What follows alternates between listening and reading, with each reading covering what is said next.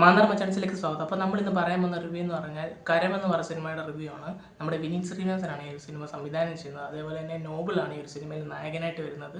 അപ്പം ഈ ഒരു സിനിമ ഒരു മെഡിക്കോർ ആക്ഷൻ ത്രില്ലർ മൂവിയാണ്.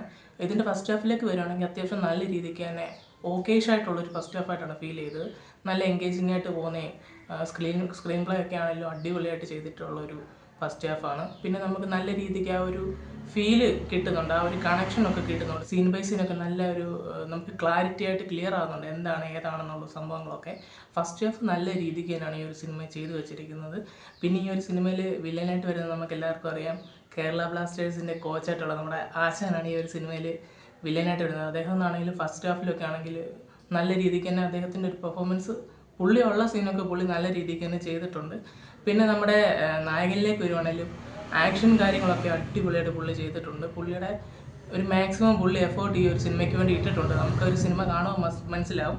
അങ്ങനെ ഏകദേശം ഫസ്റ്റ് ഹാഫ് ഒക്കെ കഴിയുമ്പോഴത്തേക്കും ഒരു സിനിമ അത്യാവശ്യം നല്ലൊരു സിനിമ. സെക്കൻഡ് ഹാഫിന് വേണ്ടി വെയിറ്റ് ചെയ്തിരുന്ന് നമ്മൾ സെക്കൻഡ് ഹാഫിലോട്ട് കയറിയപ്പോഴാണ് ഈ പടം കുറച്ചൊന്ന് ഡൗൺ ആയത്.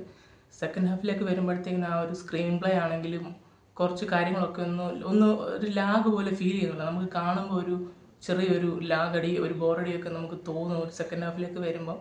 എങ്കിലും ഒരു ആക്ഷനും കാര്യങ്ങളൊക്കെ നല്ല രീതിക്ക് തന്നെ അവർ എടുത്തു വെച്ചിട്ടുണ്ട്. പിന്നെ വിനീത് ശ്രീനിവാസൻ്റെ ഒരു ഡിഫറൻ്റ് ആയിട്ടുള്ള ഒരു അറ്റംപ്റ്റ് ആയിരുന്നു ഈ ഒരു സിനിമ. അങ്ങനെയൊക്കെ വെച്ച് നോക്കുമ്പോൾ നമുക്കൊരു കുഴപ്പമില്ലാത്തൊരു രീതിക്ക് നമുക്ക് കണ്ടിരിക്കാം.